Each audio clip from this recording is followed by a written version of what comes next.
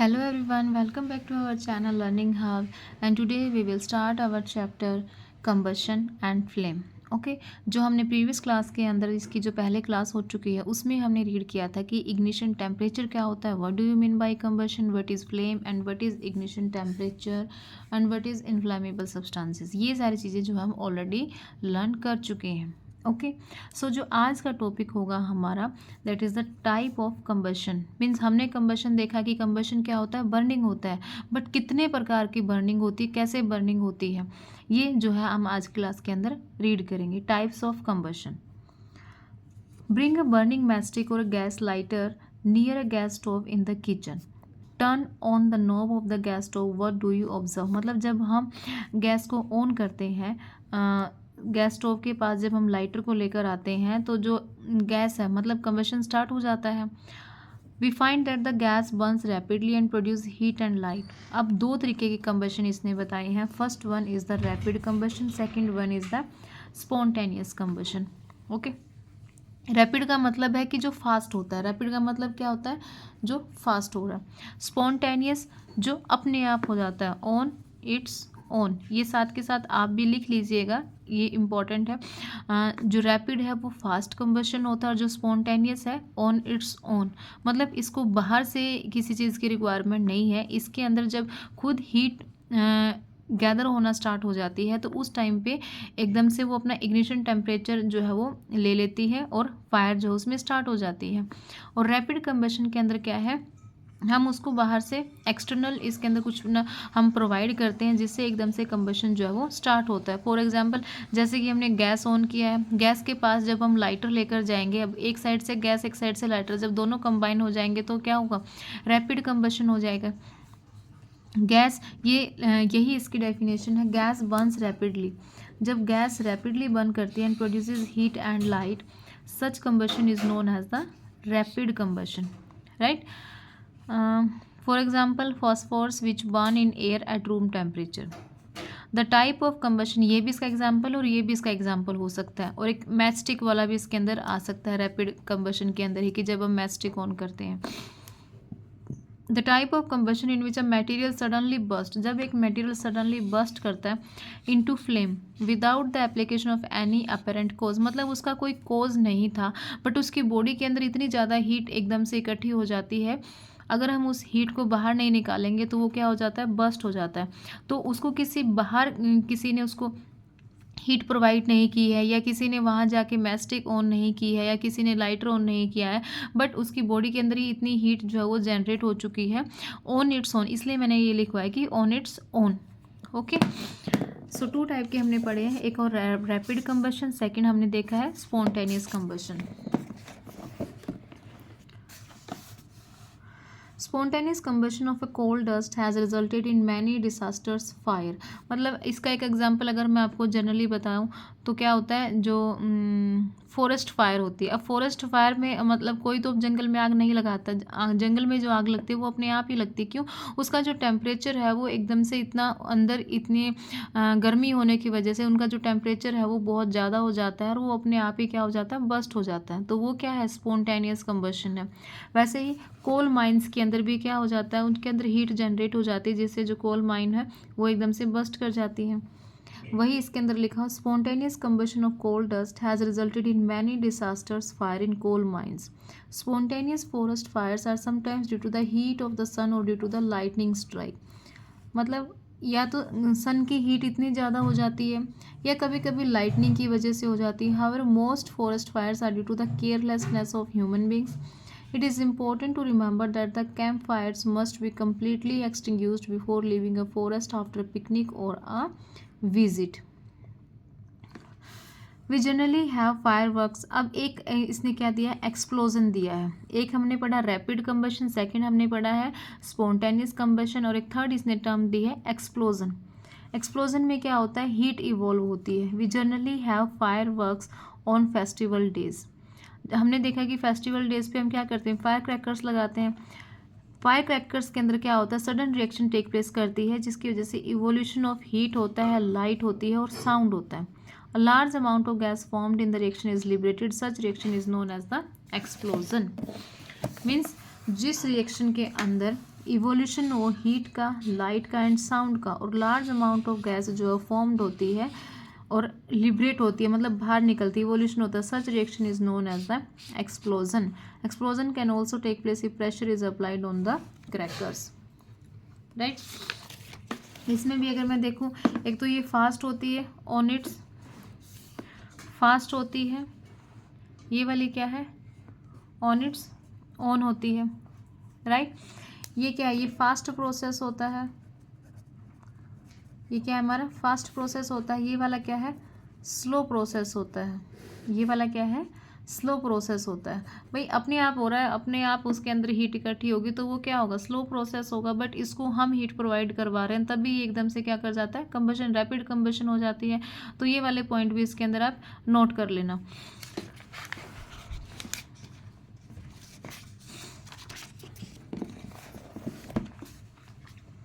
Next है हमारा topic flame.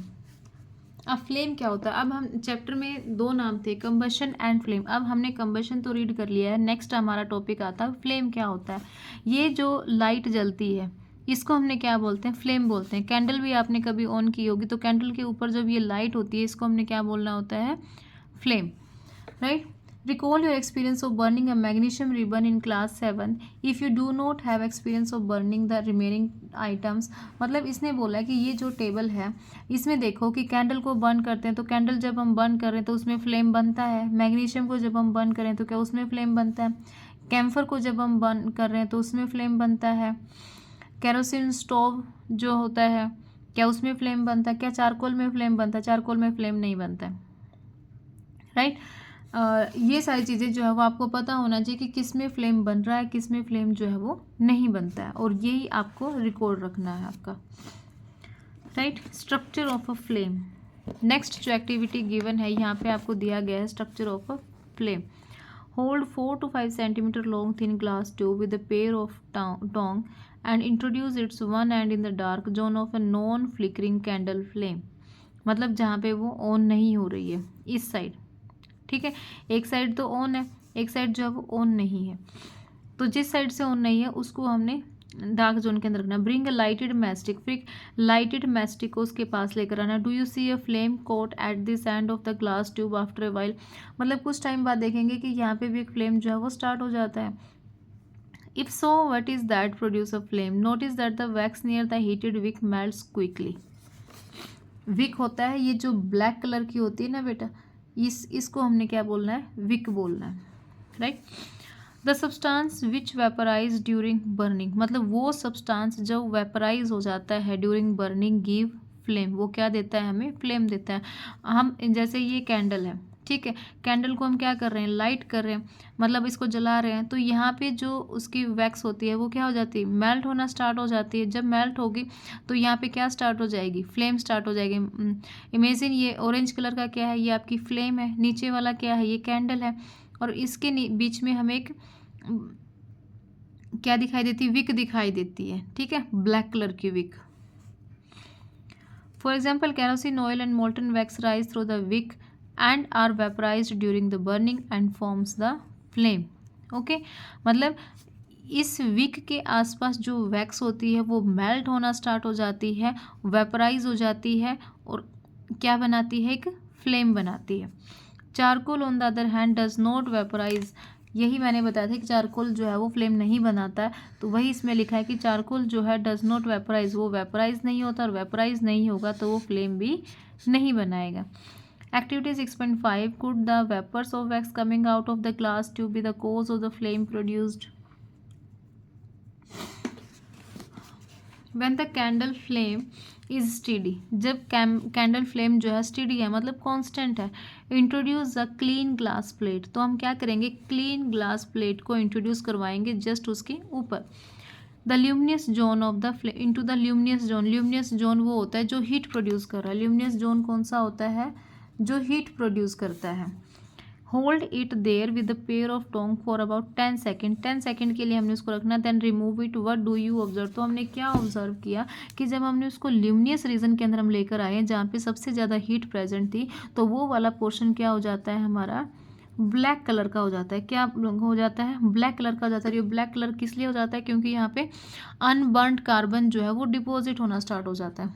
क्या होता है? अनबर्न्ड कार्बन मीन्स आपने ये जब हम दीवार पे मंदिर लगाते हैं या कोई दीवा वगैरह लगा देते हैं, अगर हम उसके ऊपर अपना हाथ भी रखते हैं तो कुछ टाइम के बाद हम देखते हैं कि हमारा हाथ भी क्या हो जाता है? गर्म हो जाता है। और किस कलर का हो जाता है? वहाँ पे ब्लैक कलर जो है वो डिपॉजिट होना स्टार्ट हो जाता है। वो ब्लैक कलर क्या होता है? अनबर्न्ड कार्बन, मतलब जो कार्बन जल नहीं रहा है, ऐसे डस्ट की फॉर्म में जो है वो इधर उधर पार्टिकल्स में उड़ रहा है, तो उसको हमने क्या बोलना है? अनबर्न्ड कार्बन होता है। और वही जो है ब्लैक कलर जो है वो प्रोड्यूस करता है। आगे देखते हैं, इसने लिखा भी होगा, right. A circular blackish ring is formed on the glass plate. एक सर्कुलर ब्लैक रिंग जो है वो फॉर्म हो जाती है स्लाइड के ऊपर। It indicates the deposition of unburned carbon. क्या इंडिकेट कर रही है? कि अनबर्न्ड कार्बन पार्टिकल्स जो है वो डिपॉजिट हो जाते हैं present in the luminous zone of the flame. Luminous zone मतलब ये जो जोन है जिसके अंदर लाइट प्रोड्यूस हो रही है, उस जोन के अंदर कुछ अनबर्न्ड पार्टिकल्स प्रेजेंट थे। मतलब जो पार्टिकल्स कार्बन के जले नहीं हुए या जल नहीं सकते हैं, वो वाले पार्टिकल्स जो हैं वो प्रेजेंट थे। और वो स्लाइड के ऊपर जाके क्या हो जाते हैं? डिपॉजिट हो जाते हैं, इकट्ठा होना स्टार्ट हो जाता है। Hold a thin long copper wire just inside the non luminous zone. Non luminous zone वो होता है जहाँ पे डायरेक्ट हीट जो है वो नहीं होती है। अब नॉन ल्यूमिनस जोन के अंदर हमने 30 सेकंड तक स्लाइड को रखा। अब क्या वहाँ पे कार्बन डिपॉजिट होगा? नहीं होगा। Notice that the portion of the copper wire just outside the flame gets red hot. किस कलर का हो जाता है? वो रेड कलर का हो जाता है। Does it indicate that the non luminous zone of the flame has a high temperature? तो वो क्या इंडिकेट कर रहा है? In fact this part of the flame is the hottest part. ये वाला पार्ट जो होता है वो हॉटेस्ट पार्ट होता है। अब ये जो है वो मोस्ट इम्पॉर्टेंट है हमारा different zones of the candle flame. क्या है ये? मोस्ट इम्पॉर्टेंट है। यहाँ से कई बार जो है वो क्वेश्चन भी आता है कि कौन सा हमारा ल्यूमिनियस पार्ट होता है, कौन सा नॉन ल्यूमिनियस पार्ट होता है, हॉटेस्ट पार्ट कौन सा है, लिस्ट मतलब मॉडरेटली पार्ट कौन सा है, और सबसे कोल्डेस्ट पार्ट कौन सा है इसके अंदर, राइट। ये जो है हमें different zones of candle flame के पता होना चाहिए। ये मोस्ट इम्पॉर्टेंट टॉपिक है फॉर द कम्पिटिटिव एग्जाम्स। यहाँ पे जो साइंस से मेनली जो है यहाँ से क्वेश्चन आता ही आता है। फर्स्ट वन जो सबसे ऊपर वाला पार्ट है, outer zone of complete combustion. इसको हम बोलते हैं आउटर जोन भी बोल देते हैं, आउटर जोन ऑफ कंबशन भी बोल देते हैं, और कंप्लीट जोन ऑफ कंबशन भी बोलते हैं, जो ब्लू कलर का होता है। And that is the hottest part, सबसे ज़्यादा हॉटेस्ट पार्ट होता है। बीच में येलो कलर का पार्ट जो होता है वो होता है मॉडरेटली हॉट, मतलब ना ज़्यादा गर्म होता है ना ठंडा होता है। Middle zone of partial combustion, उसको हमने क्या बोलना है? मिडल जोन बोल सकते हैं, और पार्शियल कंबशन बोल सकते हैं, जो येलो कलर का होता है। And the last is the least hot, जो सबसे नीचे वाला पार्ट होता है, इनर मोस्ट जोन, जिसको हम बोलते हैं अनबर्न्ड वैक्स वेपर्स, राइट। तो इसके अंदर हमने देखा कितने होते हैं ये पार्ट? 3 होते हैं।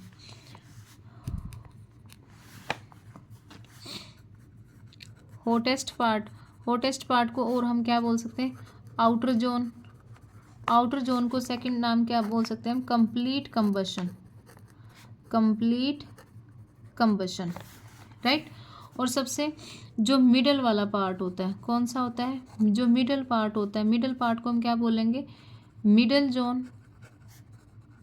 एक नाम तो हो गया इसका मिडल जोन, दूसरा नाम क्या हो सकता है इसका? पार्शियल कंबशन, मतलब ना कंप्लीट चल रहा है और ना ही कंप्लीट वो कोल्ड है, पार्शियल कंबशन, राइट। और थर्ड क्या होगा हमारा? Least hot. थर्ड वन क्या है हमारा? लीस्ट हॉट है, जहाँ पे अनबर्न्ड पोर्शन प्रेजेंट होता है, अनबर्न्ड पोर्शन, राइट। और ये किस कलर का होगा हमारा? ब्लैक कलर का। जो आउटर जोन होता है वो किस कलर का होता है हमारा? ब्लू कलर का। और जो मिडल जोन होता है वो किस कलर का होता है हमारा? येलो कलर का। इसके हमें कलर भी याद होने चाहिए और इनका नाम भी याद होना चाहिए कि हॉटेस्ट पार्ट का क्या नाम है, आउटर जोन है, और कंप्लीट कंबशन हम उसको बोलते हैं, जो किस कलर का होता है, हमारा ब्लू कलर का होता है। सेकंड कौन सा, मिडल पार्ट है, मिडल जोन को हम क्या बोलेंगे, पार्शियल कंबशन बोलेंगे, and that is of the yellow colour. And the last is the list hot, इसके अंदर क्या होता है, ये अनबर्न्ट पोर्शन ब्लैक कलर का होता है। किस कलर का होता है, ये ब्लैक कलर का होता है। अनबर्न्ट वैक्स यहाँ पे जो है वो प्रेजेंट होती है। जो कार्बन डिपॉजिट हो रहा है वो ये वाला कार्बन जो है वो डिपॉजिट होता है, राइट। सो ये होगा हमारा नॉन ल्यूमिनियस पार्ट और ये होगा हमारा luminous part. Goldsmith blow the outer most zone of a flame with a metallic blow pipe. आपने कभी देखा भी होगा कि जो गोल्ड स्मिथ होता है, जो ज्वेलरी वगैरह बनाते हैं, तो जब वो गोल्ड को या सिल्वर को मेल्ट कर रहे हुए होते हैं हीट प्रोवाइड करने के बाद, तो वो कौन सा, वो बार बार एक उनके पास होता है, ये मतलब मैंने पर्सनली देखा है उनको, उनके पास ऐसे स्मॉल होल वाली पाइप होती है, उसमें से वो क्या करते हैं, एयर ब्लो करते हैं। और एयर ब्लो जब वो करते हैं तो वो डाइवर्ट करती है उसको, उसके फ्लेम को, राइट। तो जो डाइवर्ट मतलब कौन सा फ्लेम जो है वो यूज़ कर रहे हुए होते हैं। Why do they use the outer most zone of the flame, क्योंकि ये सबसे क्या होता है, हॉटेस्ट होता है। क्या होता है, हॉटेस्ट होता है, इसलिए वो उसको सबसे ज़्यादा या यूज़ करते हैं। Okay, what is a fuel. अब भाई फ्यूल क्या होता है, कंबशन हो गया है, फ्लेम हो गया है, अब होता है हमारा फ्यूल। क्या होता है, फ्यूल क्या होता है भाई, वो सब्सटेंस जो बर्न होते हैं, जो कंबस्टिबल सब्सटेंसेस को हमने क्या बोलना है, फ्यूल बोलना है। जैसे वुड है, केरोसिन ऑयल है, चारकोल है, पेट्रोल है, ये सारे क्या है, फ्यूल है। Recall that the sources of heat energy for domestic and industrial purposes are mainly wood, charcoal, petrol, kerosene etcetera. These substances are called the fuel. और इन्हीं सब्सटेंसेज को हम क्या बोलते हैं, फ्यूल बोलते हैं। सिंपल सी भाषा में अगर देखेंगे, कंबशन क्या होता है, बर्निंग होता है, और जो सब्सटेंस कंबशन करते हैं वो कंबस्टिबल होते हैं। कंबस्टिबल सब्सटेंसेज को ही हम क्या बोल रहे हैं, फ्यूल बोल रहे हैं। लकड़ी, charcoal, petrol, kerosene oil, okay, ये सारी चीज़ें किसके अंदर आ रही हैं, हमारी फ्यूल के अंदर आ रही हैं। There is probably no fuel that could be considered as an ideal fuel. We should look for a fuel which fulfills most of the requirement for a particular use. मतलब आइडल फ्यूल जो easily available हो जाए, cheap हो, और ज़्यादा environment pollute भी ना कर हो। तो क्या ऐसा कोई आइडल फ्यूल है। Fuels differ in their cost, some fuels are cheaper than others. और यहाँ पे टाइप्स ऑफ फ्यूल की जो है एक टेबल गिवन है। सॉलिड फ्यूल्स कौन से होते हैं, लिक्विड फ्यूल कौन से होते हैं, गैसेस फ्यूल कौन से होते हैं। ओके, ये जो है वो आपको लिस्ट यहाँ पे बनानी है। Then the next topic is the fuel efficiency. The amount of heat energy produced, ये इसकी डेफिनेशन है। इसकी डेफिनेशन ही इम्पॉर्टेंट है कि कितना अमाउंट ऑफ, 1 किलो फ्यूल मतलब 1 किलो लकड़ी को जब हम जलाएंगे, पूरा कंप्लीट जब हम उसको जलाएंगे, तो कितनी एनर्जी वो प्रोड्यूस करेगी या कितनी हीट वो प्रोड्यूस करेगी, वो उसका क्या कहलाएगा, कैलोरीफिक वैल्यू कहलाएगी। क्या कहलाएगी, कैलोरीफिक वैल्यू।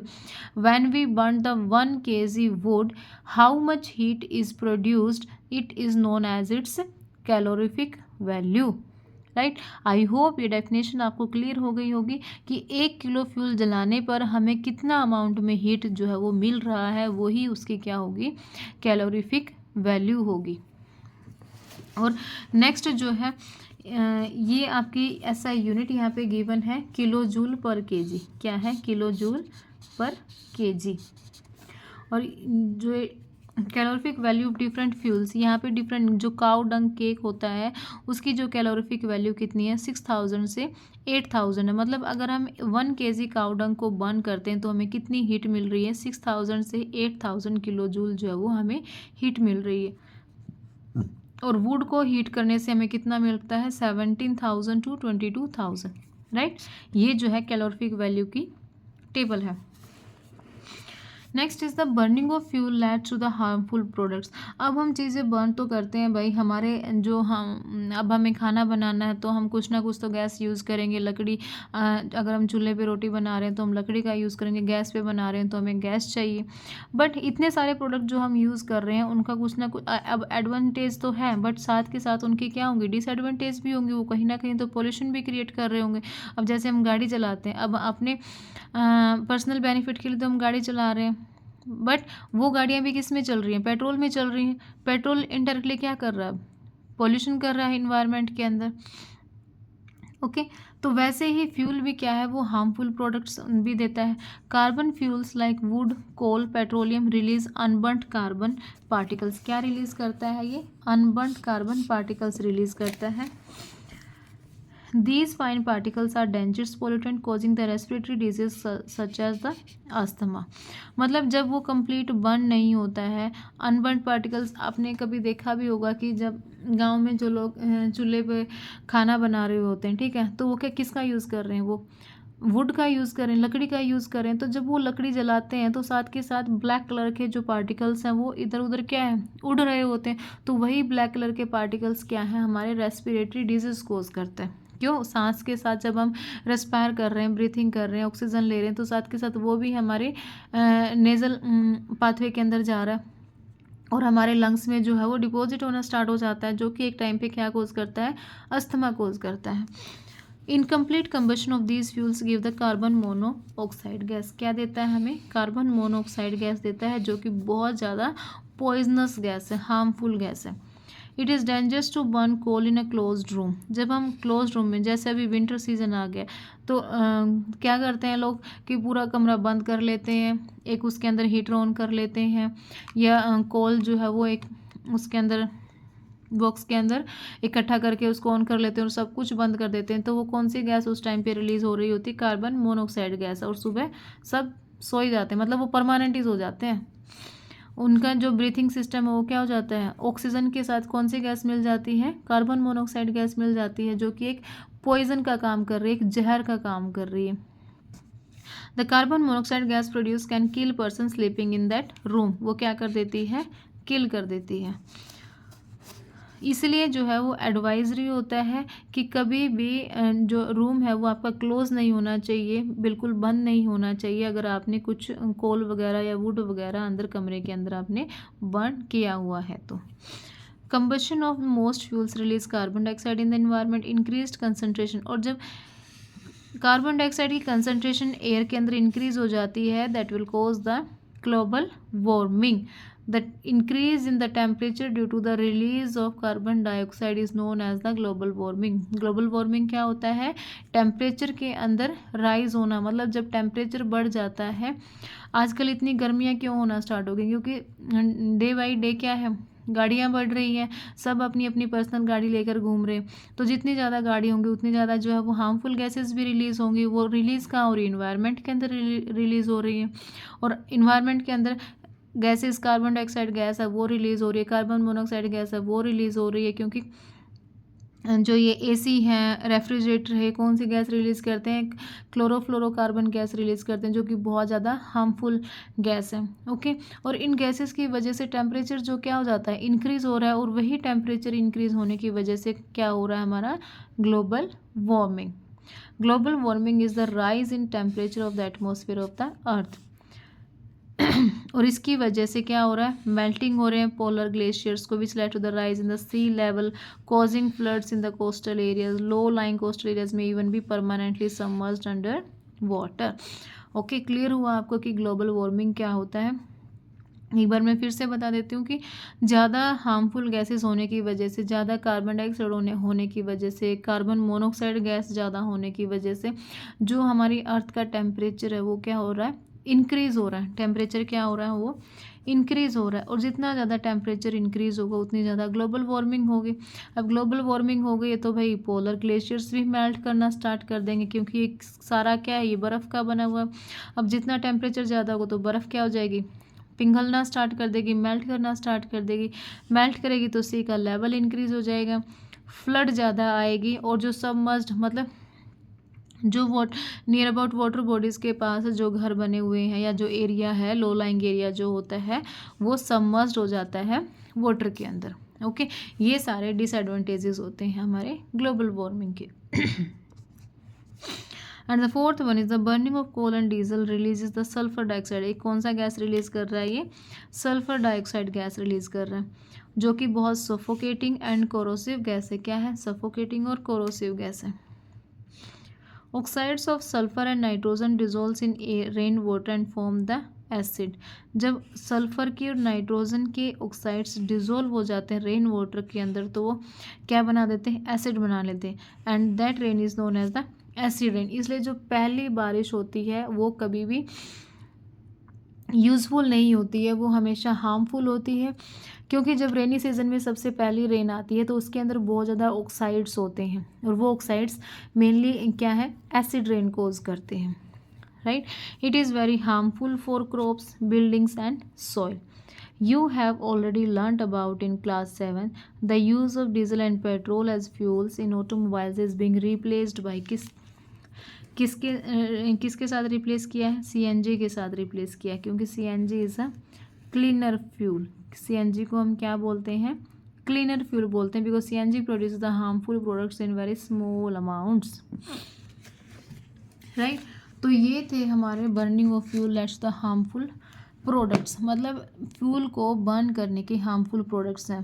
पहला ये अनबर्न्ड कार्बन प्रोड्यूस करता है, सेकंड क्या है, कार्बन मोनोऑक्साइड गैस रिलीज करता है, थर्ड क्या है, ग्लोबल वार्मिंग कोज करता है क्योंकि टेम्परेचर इंक्रीज हो रहा है भाई ज़्यादा कार्बन डाइऑक्साइड होने की वजह से, फोर्थ वन क्या है, सल्फर डाइऑक्साइड गैस जो है वो रिलीज करता है जो कि एसिड रेन कोज करते हैं। और एसिड रेन कैसे बनती है, when the oxides of sulfur and nitrogen dissolve in air। ये क्वेश्चन भी यहाँ पे बनता है कि एसिड रेन के अंदर किसके ऑक्साइड होते हैं, किसके ऑक्साइड होते हैं, सल्फर का ऑक्साइड होता है और नाइट्रोजन के ऑक्साइड होते हैं, राइट। ये मेनली क्या बनाते हैं, हमारे एसिड रेन बनाते हैं। अब पेट्रोल और डीजल को किसने रिप्लेस कर दिया है, सीएनजी ने। सीएनजी की फुल फॉर्म क्या है हमारी, कॉम्प्रेस्ड नेचुरल गैस। और एक आती है एलपीजी। एलपीजी की फुल फॉर्म क्या है हमारी, लिक्विफाइड पेट्रोलियम गैस। ओके तो ये था हमारा chapter combustion and flame sorry, जो कि बहुत ही इजी था। इसमें कुछ भी ऐसा नहीं था कि जो आपको पता ना चले, राइट। आपको इसमें जो मेन इंपॉर्टेंट है, जो कैंडल फ्लेम आपने याद रखना है कि 3 डिफरेंट जोन्स होते हैं फ्लेम के, hottest part, middle part and the least hot part. Hottest part, जो लीस्ट हॉट पार्ट है उसको हम क्या बोलेंगे, डार्क जोन बोलेंगे, luminous zone and the non luminous zone, right. इसके अंदर ये आपको याद रखने की चीज़ है।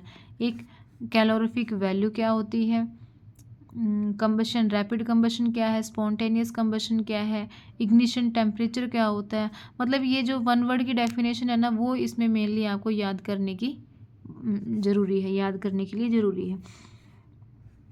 Okay so today we complete this chapter, so thank you.